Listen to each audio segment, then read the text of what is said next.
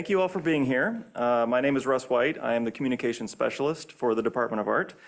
And on behalf of the department and the Visiting Artists and Critics Program, it is my distinct honor to introduce today's speakers, the Harlan Boss Visiting Artists Dream the Combine. Dream the Combine is the collaborative practice of Jennifer Newsom and Tom Carruthers. Together, they produce site-specific public art installations that explore metaphor, imaginary environments, and perceptual uncertainties at the boundary between real and illusory space. Their critiques often respond to the literal and socio-political dimensions of sites in order to destabilize our known understanding of the world, typically using architectural scale and shifting perspective to interrogate both our history and our humanity. As artists, they are generous, not prescriptive, setting up the parameters for an experience, but leaving enough room for each of us as participants to make that experience our own. Their CV is long and accomplished, but a few highlights include being named a 2023 Emerging Voice by the Architectural League, 2022-23 Rome Prize Fellows in Architecture by the American Academy in Rome, 2022 Fellows in Architecture and Design by United States Artists, and 2021 Visual Artist Fellows by the McKnight Foundation. Their work has been exhibited at the 2023 Venice Architecture Biennale, the 2023 Chicago Architecture Biennial, the Museum of Modern Art, MoMA PS1, Mad Art Studio in Seattle, and sites in Rome, Lisbon, Vancouver, Minneapolis, St. Paul, and Columbus, Indiana. Jennifer and Tom are both graduates of the Yale School of Architecture and are currently faculty at Cornell University's College of Architecture, Art, and Planning. And Jennifer is a former faculty member of the University of Minnesota School of Design. Before we begin, I would like to invite you to come back after this talk for the final two visiting artist lectures of the semester. Visiting scholar Matt Hooley presenting on George Morrison, Landscapes Against Extraction, next Wednesday, April 2nd at noon. And Jonathan Thunder on Tuesday, April 29th at noon, both in this room, presenting an artist talk in conjunction with his solo exhibition, Jonathan Thunder, the Artist as Storyteller, in the Quarter Gallery. Both of those talks are co-presented by the George Morrison Center for Indigenous Arts and are free and open to the public. Without further ado, please join me in giving a warm welcome to Dream the Combine.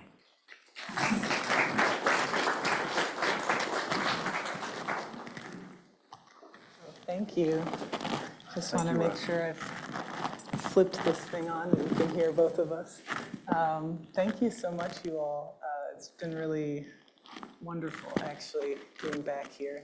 I was saying to Tetsuya, I was like, oh, so many hugs. It's like so heartwarming, seeing so many familiar faces. Mine is on.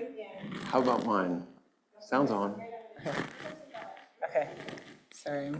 I can also talk louder. But just as a way of, I guess, talking about how we've maybe been here before, and this is a bit of a return, we thought we'd show a couple of projects that are local. This is maybe, we established our practice actually in Minneapolis in 2013.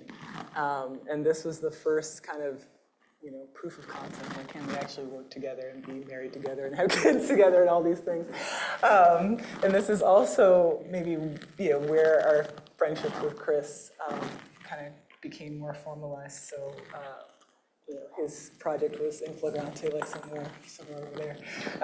But it was also after it came down that Chris, you went out of your way to kind of grab Jennifer and I for a moment and just say, hey, you two, you might not understand what you just did. Like, give it some time, but like that was pretty good. Like, don't give up on that. Don't just change. So thank you, Chris, for that and for inviting us here. So starting in 2013 at Northern Spark, then also we had a project Longing that was in a kind of abandoned Minneapolis Skyway fragment in 2015, and we were interested in kind of connecting this kind of, small fragment of a network to a new network of its own making.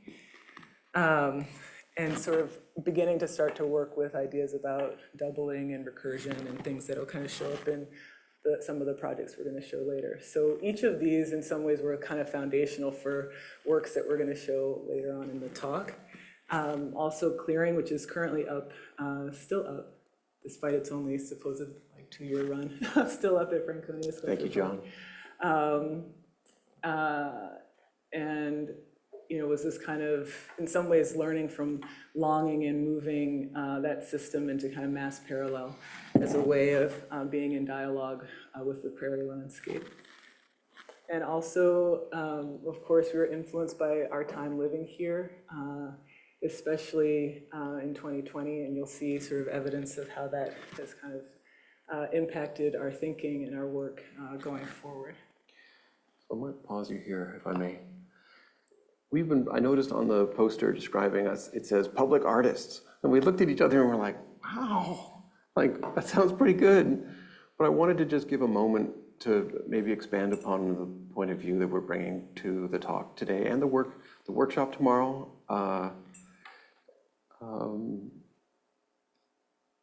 We do believe that public space is a social construct. And so it's a kind of sedimentary deposition within us that at times doesn't leave an inventory, like to paraphrase Gramsci at one point. It can be a product of our genes, yes, as a kind of, like epigenetics says, that our genes and our environment are not separate entities. But we're in particular interested in procedural memories, in the way that we get habituated into behaving particular ways given certain contexts and cues. So the projects today are going to begin really with that, a project where we had to submit a competition entry beginning in 2017 and going into 2018, looking at things. And you had a really concise description of things earlier. Things as opposed to objects. Well, things are, they move into relation, like an object is just static, but a thing is only designated as such because of its like relationship and the way in which you use it, encounter it. So there's a way that if there's a book, for example, you read top to bottom, like left to right, top to bottom. So there's something about the way that the object is actually intrinsically inside as well as external simultaneously. I hope I'm not losing you here, but this is the way that we're going to move into the workshop. It gives all of us some agency to consider not only the way that we're writing continuously, our public spaces, but also the way that they're written into us. So for us, and I would say, maybe for us and Arthur Jaffa, the process of compiling things more or less is about getting at what it is I'm actually obsessed with or attracted to, which is not necessarily apparent if you have 1 or 2 images. You have to have a large enough sample to figure out how these things overlap and sort of get at what it is. I rewired myself to push toward things that disturb me. And so we've been talking a lot about kind of Merzoueff talking about the complex of visuality or regimes of visuality, and he defines them as such: classifying, separating, and aestheticizing together form what I shall call a complex of visuality. And we have written about this in the context of architecture and architectural production through this kind of series of diptychs looking at Minneapolis that we're calling after befores. So the after is actually the image on the left. And the ways in which architecture kind of participates in this complex of visuality, where there's a certain kind of like looping or repetition of forms that are produced. And the right to look, I think, claims autonomy from this authority, refuses to be segregated, and spontaneously invents new forms. And so I think part of our practice is investigating what maybe these new forms might be, even as we sort of operate with the disciplinary tools that produce this complex in the first place. So to build anything is a complicated act that makes you somewhat complicit with a number of problematic structures, be they those of material extraction, the partitioning of land into property, economic systems, et cetera. So we don't purport to have anything solved, but the lecture maybe is a kind of shifting, living archive of images that we'll wade through. So as Tom was saying, hide and seek is maybe one of the, it kind of learns from longing, I guess, as the project that we did in the Skyway is a kind of earlier experiment, but really starts to think about that as a system in mass parallel and really engaging with people in a public space in New York. yesterday in the large sculpture room, Chris, you were sharing with us an approach to working with undergrads here, looking at material, at verb, and at process. At form, material, and process. Right. I think the verb was in there somewhere, but I think interchangeable with The process. verb was the process, okay, yeah. I want to just maybe be clear, like this is a gathering of people and of times here together. We've had some really amazing moments, like stitching in Vancouver is here with us today. There's gatherings of time with people, of works and conceptions. I just want to be clear, we don't have like a kind of single solid answer here. There's not going to be like any kind of theory that's presented. It's more of like a series of encounters or experiments, or to quote Ricardo Scafidio, an architect who just passed recently, talking about the Blur building. Like, none of these things are monuments, they're all experiments.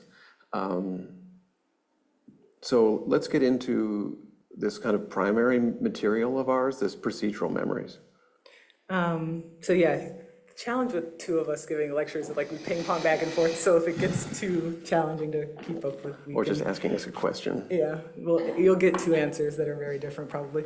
So for this project, we often look to art to influence just looking around and seeing what we see. So we started with kind of thinking about people and public space. So this is a piece by Lorraine O'Grady called Art Is. And the original title for Hide and Seek was originally Architecture Is. But thinking about the kind of agency of people in public space and specifically the way they're kind of encountering this art historical boundary, right, the gilded frame. And there's a certain kind of transgression across this edge. So this became a kind of maybe something we wanted to be in dialogue with in our own work. And the trick, of course, is this refusal of border under the constraint of border's constant imposition.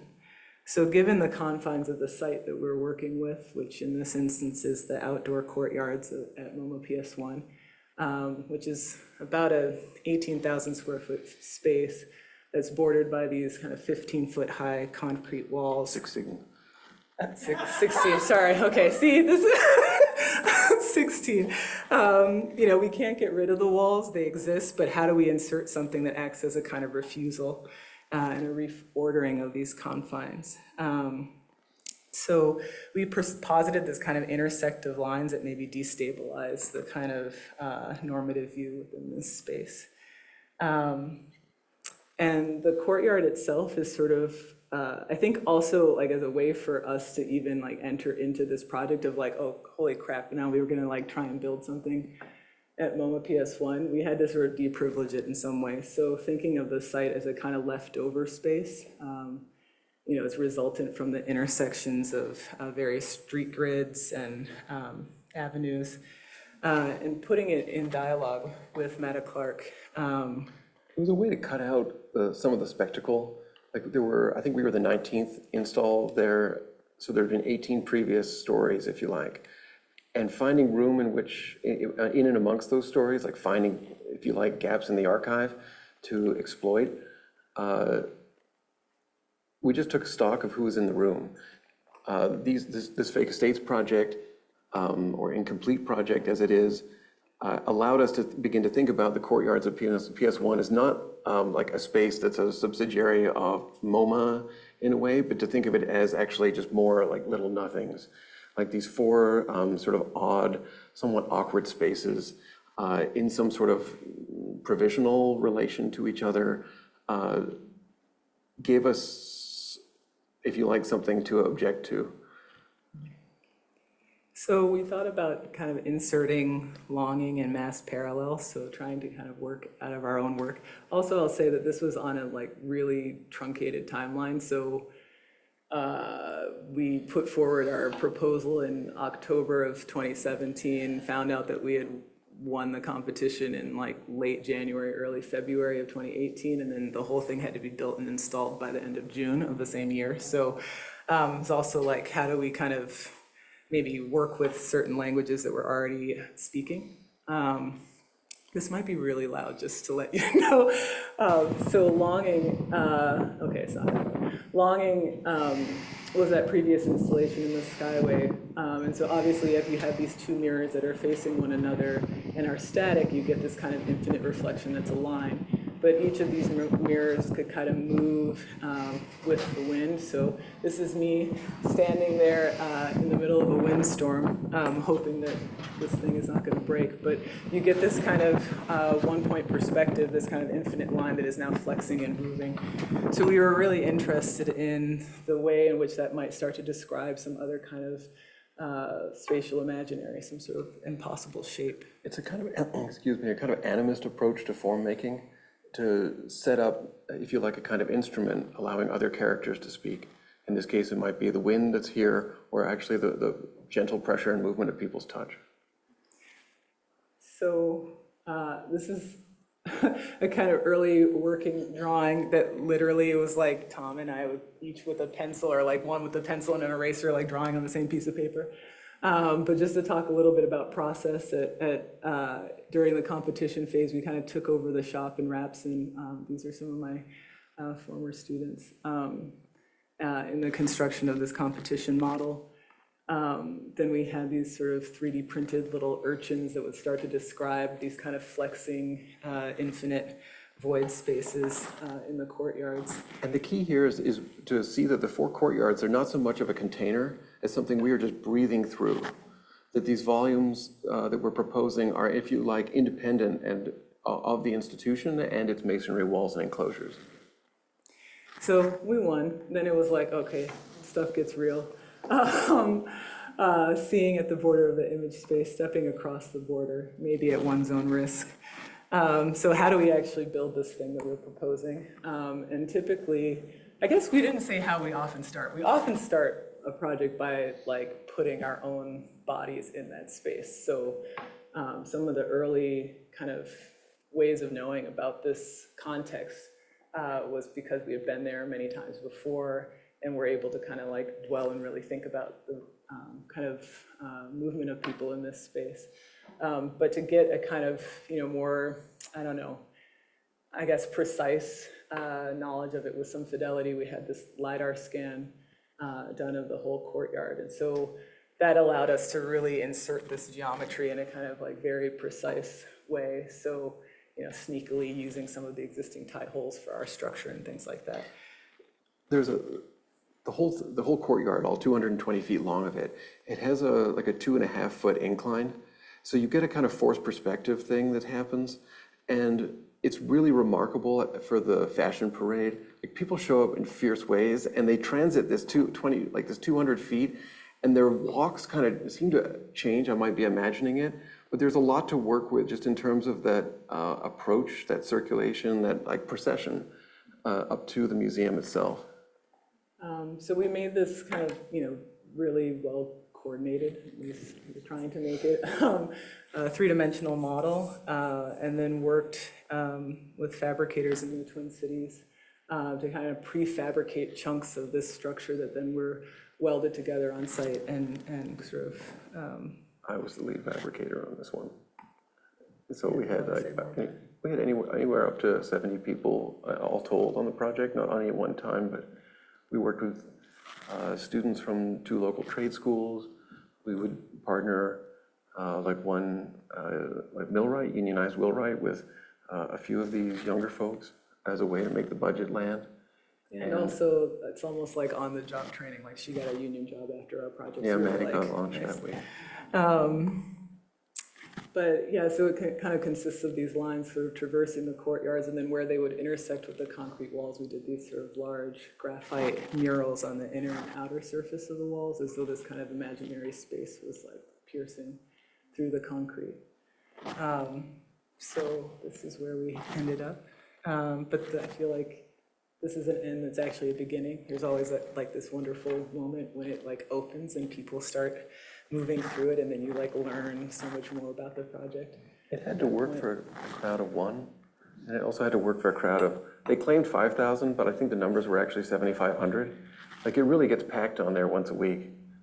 So we kind of did like one idea per space, sort of. So The letter A is like this long runway, kind of, again, like appropriating this space of display that kind of Tom was talking about. B, the larger courtyard, the medium-sized courtyard had this kind of urban scaled hammock. The small little baby courtyard had a bench. And Kind of then, an illicit space.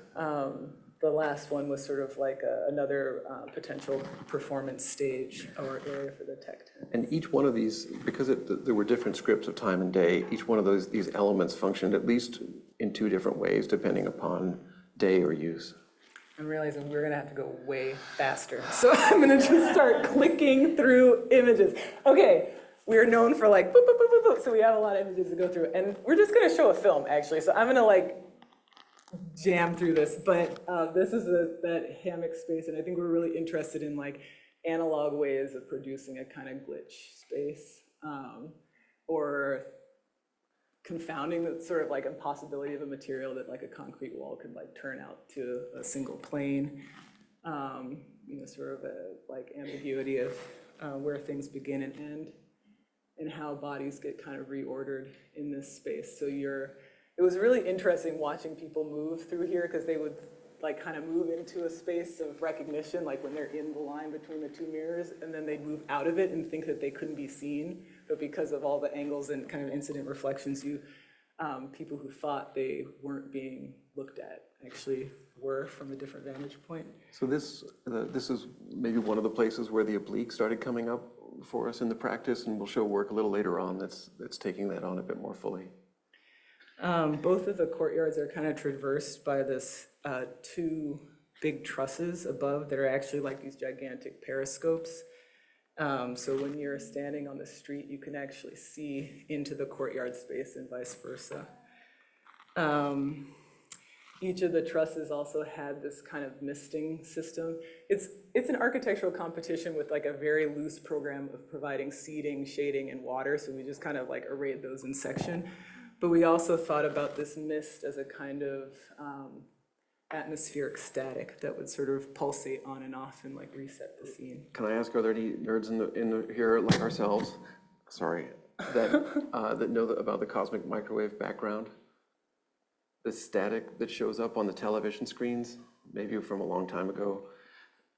Well, I learned that it's from this moment where the plasma of the early universe cooled just enough that we got visible light.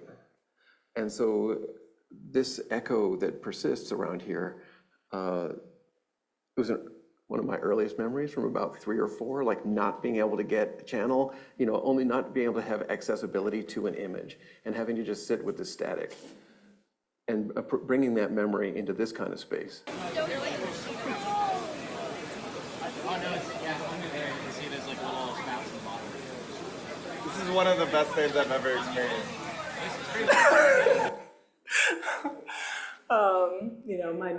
Our little nod to Prince with some Purple Rain here. But also that there's a kind of, almost like a bomb blast, this kind of atmosphere. Tarkovsky has, shortly before we found, as we were proposing this, a drawer in a desk was opened, and just revealing a number of Polaroids that Tarkovsky took while he was shooting Nostalgia in Italy. And so some of the coloration, some of the literal explosions captured in those slides were making it into the conception of how to dispose the mist and the kind of programmatic reset here.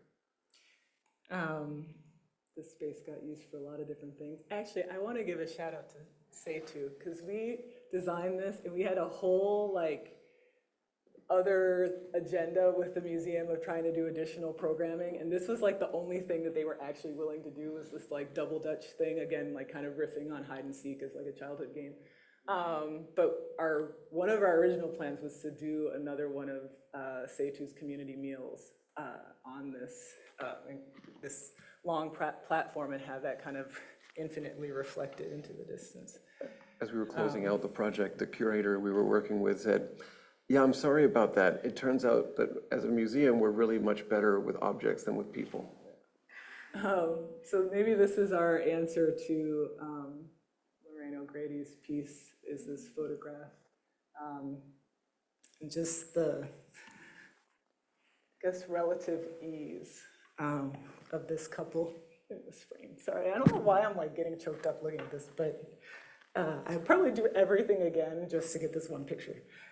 That's true. Here's our mass of 7,000. And we're gonna stop talking for a second. I don't think we have time to show this, man. We don't have time to show this, but whatever. Later. Later? There will be later, yeah. Okay, so Well, I'm can we skipping show- it? Okay, I'm gonna skip a different project and we're gonna show this.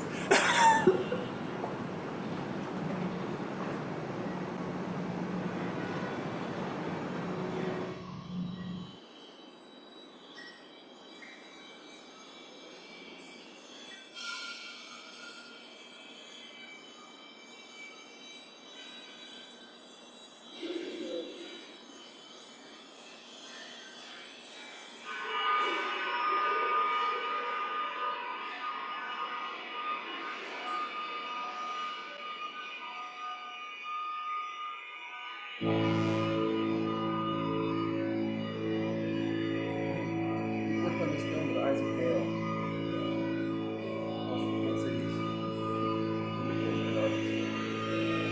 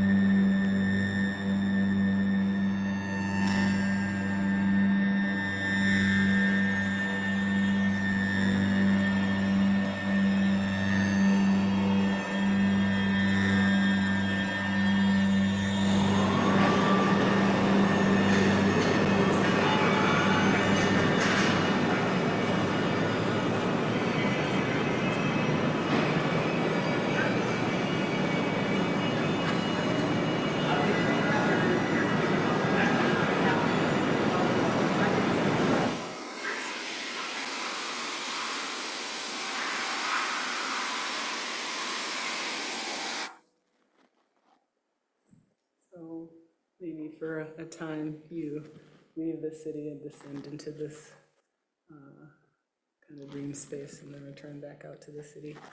I think the film piece is like some ways in dialogue with some of Tina Camp's writing around still moving images and this kind of oscillation between being captured in the frame of the mirror versus in the real space. We weren't gonna actually show this project, so I'm gonna like go through it very, very quickly, but it was on the poster, so I was like, well, maybe we should show a little bit about it.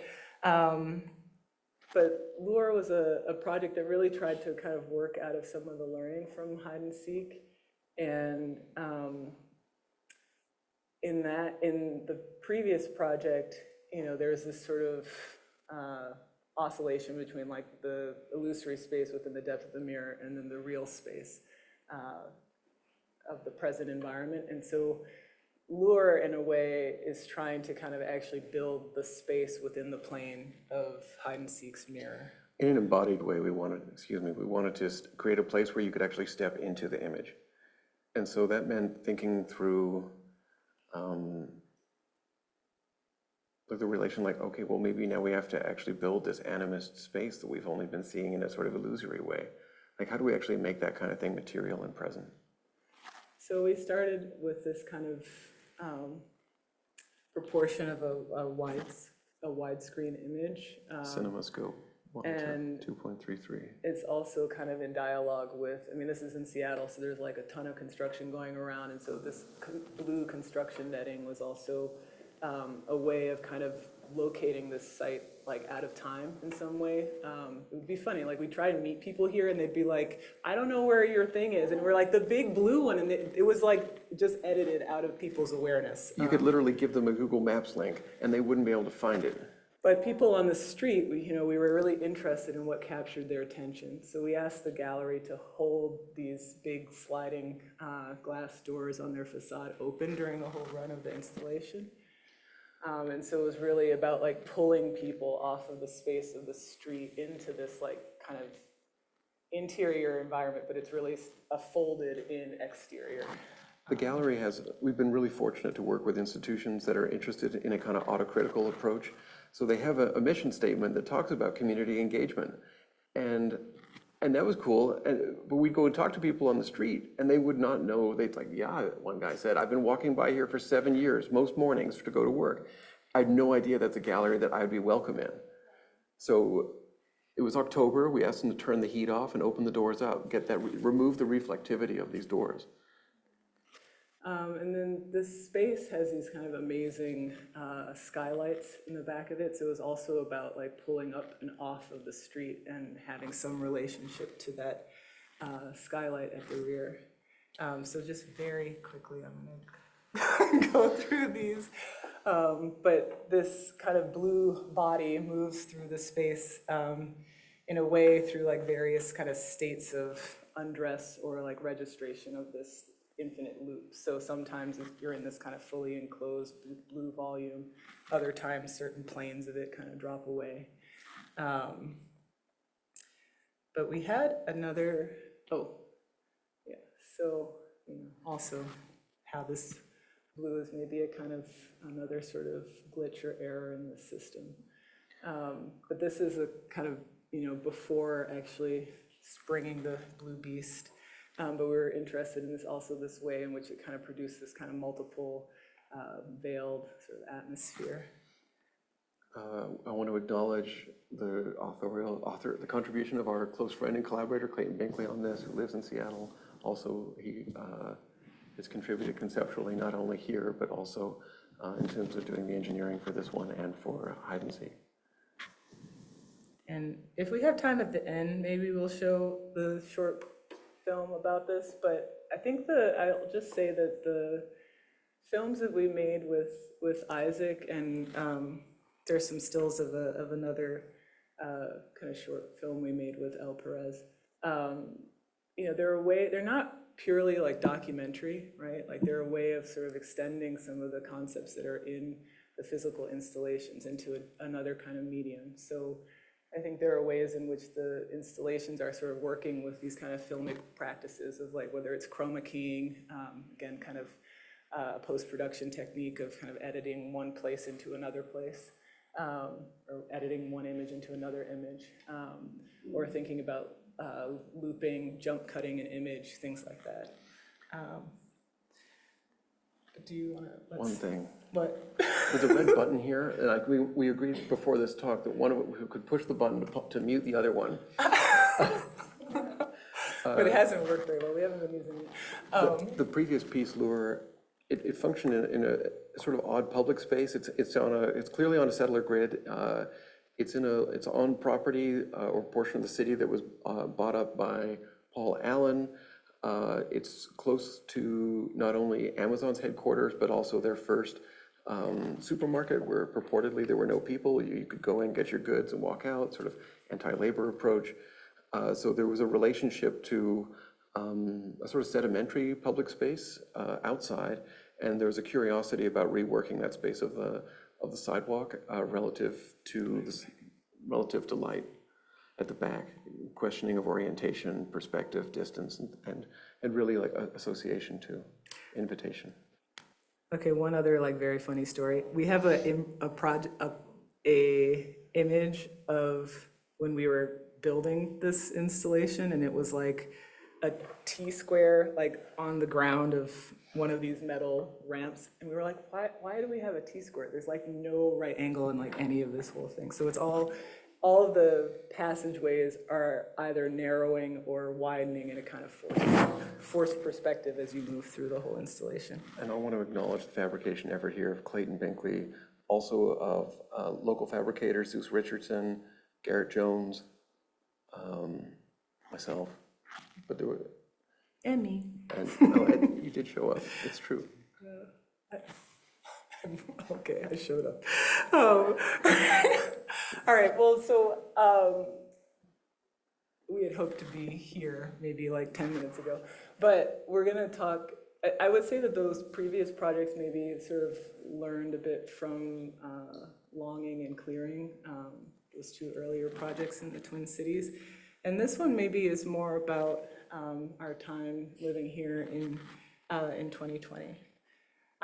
So maybe a bit of a different tone, but it feels important to talk about since we are actually back in Minneapolis. Living here and away from here.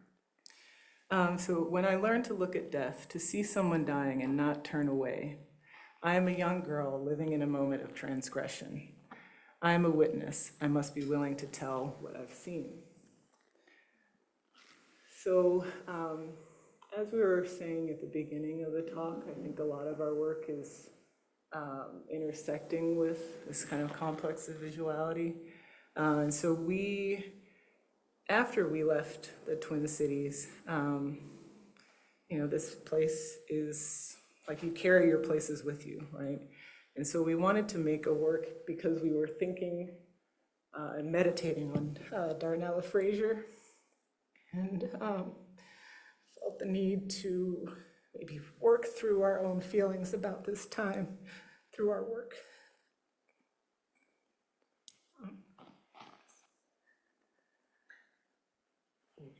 We approached the project pretty tenderly.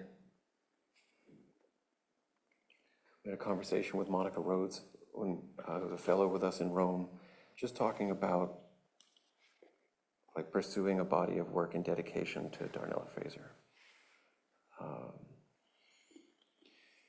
And wanting to address the production of images, the participation in that production of image, like the way that images are shared, become sort of an entangling global and local phenomena. So, so thinking about authorship, I think a lot of our projects were interested in this notion of a kind of distributed authorship, right? Like the work is a kind of platform for something to happen, and you co-author the project through your engagement with these installations. But also thinking about what does it mean to be a witness? What does it mean to be someone who produces the image that then gets replicated and takes on this other life as it travels throughout the globe. There's a culture of where we are perpetually ready to bear witness, even if we do not know in advance what we will be witness to. I got everything on tape, says the man with the cell phone, over and over and over again. So one day we had been talking about this a lot, and I just sort of made this drawing one day, which is trying to interweave maybe two different ways of seeing. So it's two-point perspective drawings that are kind of interlaced with one another, where there's a horizontal horizon and a vertical horizon, and then every element is like projected to both of those points. And we have been talking quite a lot. I don't know if you want to talk about Tao at all. Tao Dufour he's a friend, he's an architect, he's also a philosopher looking at sort of two things in dialogue with each other. One is, coming from Trinidad, he's interested in phenomenology, specifically through Husserl. I don't pretend to be an expert on any of this. If you like, he's looking at Husserl, he's looking at phenomenology without looking like through the Germans who based work subsequently on Husserl's work, is what I understand. He's also interested in ethnographic praxis and in the study of candomblé, specifically in Brazil. And so he adopts a practice from ethnography of looking at an image and an event and the constitutive space that's between those two things. Now, you can tell from Jennifer and my practice that for some time we've been interested in if you like, parenthetical spaces that can be introduced to, say, into a particular visual system or place or gaze, allowing for other things to happen. And so here's Tao talking about, if you like, the event, the field work that's happening, and then the reflection upon the event, the writing sometime later, and thinking about that, it might be my misreading of him, but there's a space that exists then between image and event that's actually of somehow of value. And it became a way for the two of us to begin to introduce maybe the practice of reflection into a creative practice that was more concerned with reflective materials for a time. The spectacle is not a collection of images, rather it is a social relation among people, mediated by images. And we were developing this project in Rome. We were living at the American Academy for about a year. A place where it's the birthplace of perspective as a kind of totalizing system, method of representation. And at the same time that this systematization of single point perspective is being deployed, not only in terms of the productions of illusions, but also of physical spaces here, such as the Belvedere Court by Bramante. You're also, in this case, the same institution is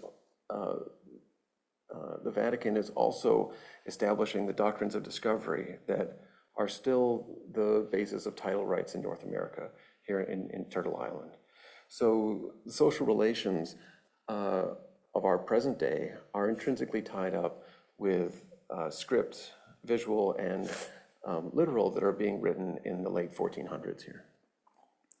And so we were kind of reflecting on our time at the Academy, which in a way is a kind of echo of the Great White City at the Chicago World's Fair. That's when the idea for the American Academy was actually conceived by a group of architects and artists there.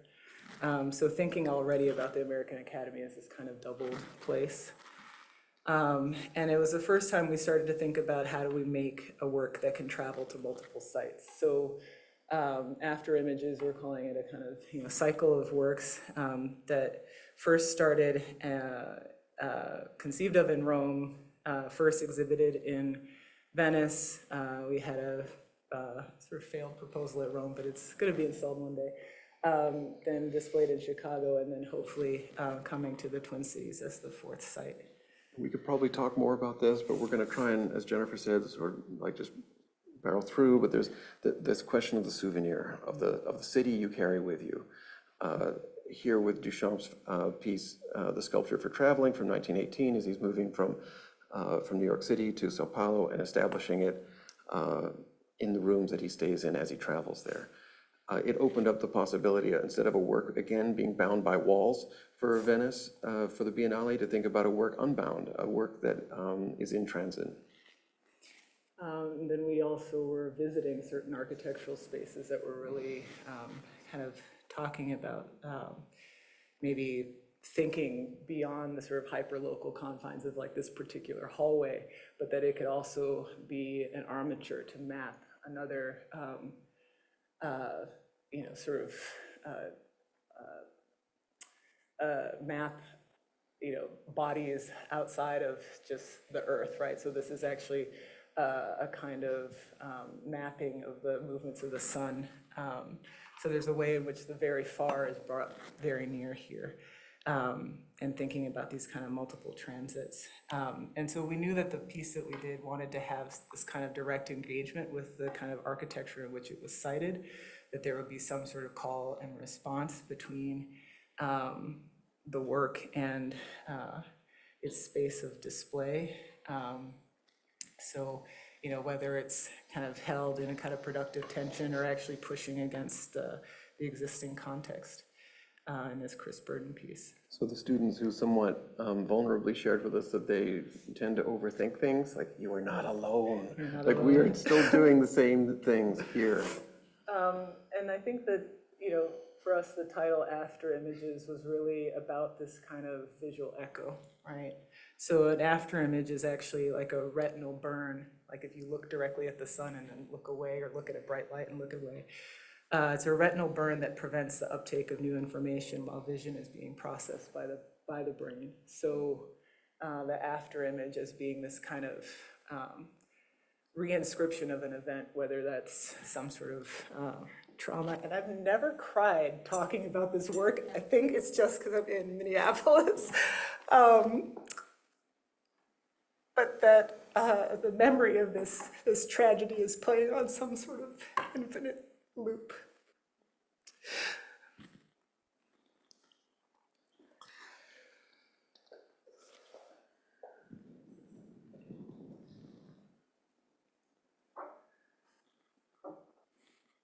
We looked at moving this drawing of Jennifer's, where she introduced somewhat radically to my eye a second horizon into a perspective situation or perspectival space. We thought about what does it mean to embody that horizon? So we're looking here at two horizons and a suspended figure arranged in such a way that they create a kind of deconstructed single point perspective that also forms a kind of portal, but only through the parallax of movement. One of them is about the length of a tractor trailer, 53 feet. And these horizons, under their own weight, they sag a certain amount. And working with our friend and engineer Clayton, they start to imply the edges of other worlds, perhaps metaphorically breathing into the space. But tectonically, in each case, you've got about 3,000 pounds of steel pressing anywhere from 1,500 to 3,000, again, another 3,000 pounds of pressure into these interstices of the Corderia, which is itself, I forget how long is it? How many meters? 100 meters long, 200 meters long? Like 300 meters long. So it's 300 meters long, single point perspective. And the building was created literally to produce, at its focal point, an extruded rope that would structure the Venetian ships and their reach to the furthest points of empire. So we thought of this as these kind of, the long horizons as sort of inscribing a world in this space. And because it's a historic building, like you can't actually like drill into anything. So it's just like a curtain tension rod pressing against it. We keep going here. And it's a kind of open portal. Sorry. And these horizons are also, we each carry our own horizon with us, right? Like you have your eye level, but in a sort of city that is structured by water, by its liquidity, thinking about a kind of buoyancy within that frame. And then this suspended between these two elements. Sorry, I'm going to click through a bunch of production images. Good acknowledge Fulvio Filorsi from Florence and his team. What's sort of suspended in this web is this kind of figure. If you want to talk briefly about shadow. I mean, only that it's a register of our being alive. We learned in Rome, Dante and Giotto were friends. However, there's no shadows in Giotto, just tonality. But in Dante, having a shadow is evidence of life, even distinguishing you from the shades of the afterworld. So we thought about ways in which, through thinking about the lighting of the work, we could kind of multiply the shadow in certain ways. So there's a kind of ambiguity about the shadow and the structure. And we actually worked with Al Perez and Jasmine Hearn. Jasmine is El's a photographer, and Jasmine is a dancer and choreographer. And a lot of Jasmine's work is about these kind of embodiment scores. So putting, the movements of their mother and grandmother and other important people into their body, whether it's the stirring of a pot or the particularities of someone's gait. But Jasmine did one of their embodiment scores in dialogue with our work, which I think connects maybe some of the kind of registers of really of violence and trauma that we're trying to examine in the work to a sort of larger trajectory of deep time. So Elle's sort of short recording of this embodiment score is always shifting the location of the horizon. So sometimes the piece is the horizon, sometimes the shadow, sometimes the architecture, sometimes Jasmine's body. So there's a kind of implication of body, installation, and environment all together. We had a studio visit with Carrie Mae Weems, presenting all of these things in relatively short order. And one of her observations in looking at the two of us is that you two are not architects. You are conceptual artists working on architecture or whatever, you guys know words, make it happen. And she was very, we needed feedback badly on what we had essentially been doing and feeling in a kind of emotional way, the kind of knowing the resonance of something is important, even if you don't know the whole thing. It's enough to get going. And Carrie Mae was just sharing back with the two of us, you're appropriating languages from other places, but for other purposes. So we haven't shown all the sort of the practice of bringing in other voices that we're hoping to we are in dialogue with. But there's a practice of underwriting, overwriting in that practice of dialogue with other works. We're really. I wasn't gonna show. So we're gonna skip Rome, we're gonna talk briefly about Chicago, and then we can stop. But Be showing an image of where we're at with this current thing. So for the kind of Chicago iteration of this work, which was at the Graham Foundation in Chicago, which is this kind of crazy old mansion, basically. We exhibited a series of photographs and again, a kind of visual system of inscribing these kind of horizons and a certain kind of perspectival drawing into the space, which this is a sort of small kind of model of. But again, these kind of worlds are sort of inscribed in this space, and then instead of the sort of tensile cables that held up the armature in Venice, here are those kind of lines of projection, the kind of vanishing lines to the vanishing points are actually inscribed on the walls of the room. And then interlaced with that are sort of photographs that we took of the Twin Cities. This room has a series of works that are all about portals and looking through openings. And then in this one are these kind of diptychs of the after befores.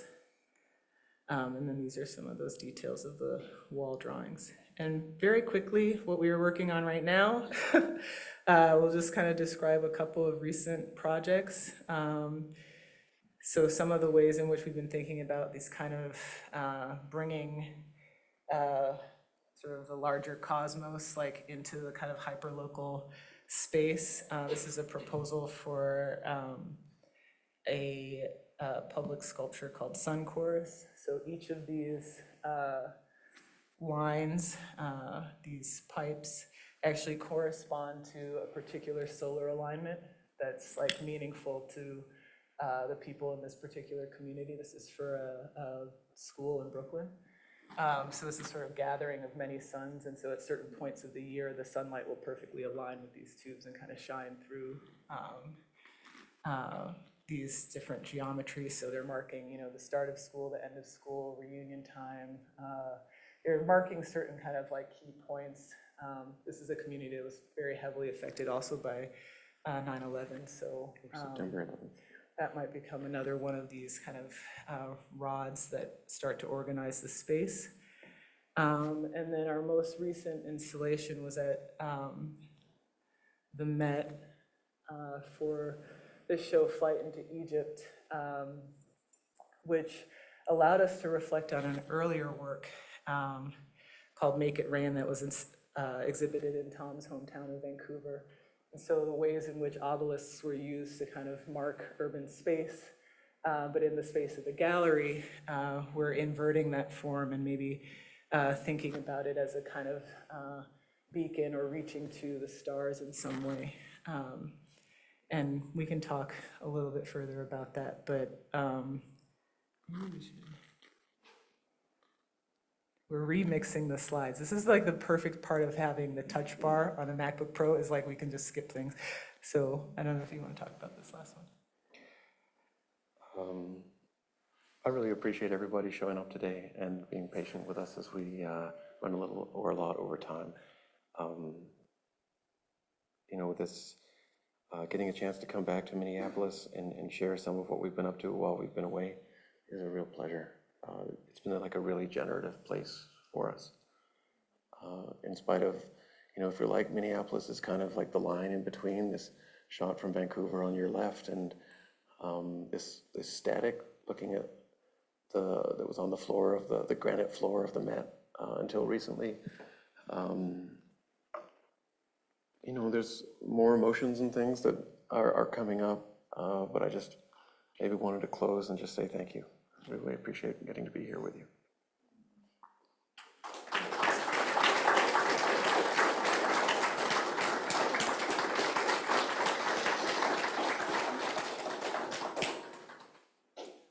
Happy to answer any questions if people want to stick around, but I know we are late, so sorry.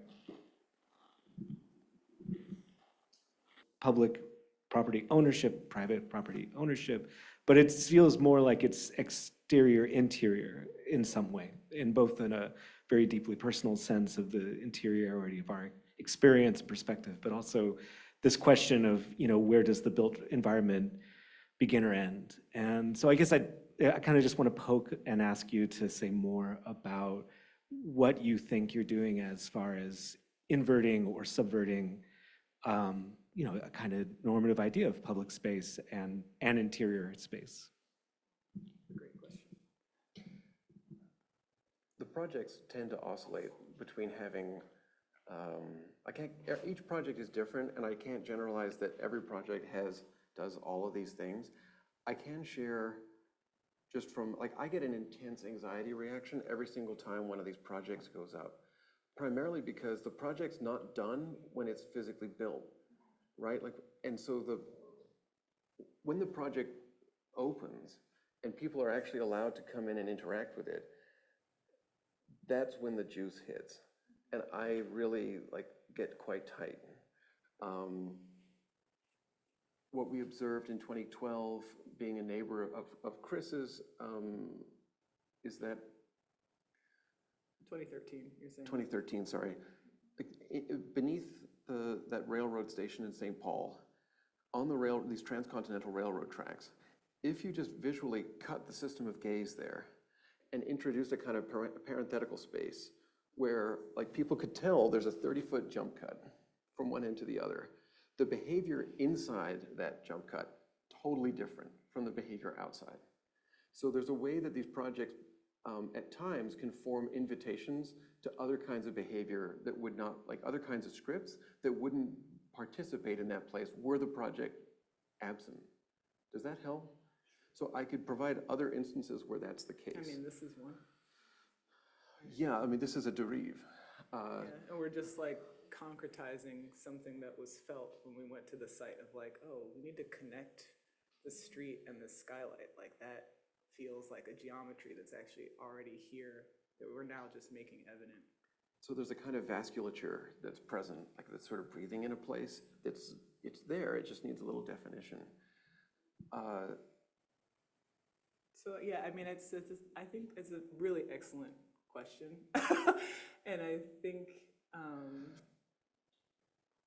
yeah, another thing I said at the very beginning was like, we often start with the site, but it's not the site in like a kind of abstract or distance way. It's like we have to go there and then like be in, I don't know, in conversation with it some kind of way as a sensing body in that space. And you know, then all of the like research and like all these other things like kind of plug into that, but there's usually a feeling that you have that's very strong in the beginning. It sets up, I think the thing that gives me anxiety is you know how the idea of something can be a lot better than the reality? Like the idea of McDonald's hamburger is like, but the reality is like, It's never, You know, the idea of establishing a kind of more or less open system for people to not only allow for or encourage, but perhaps to intensify and invite people's own authorship in that space.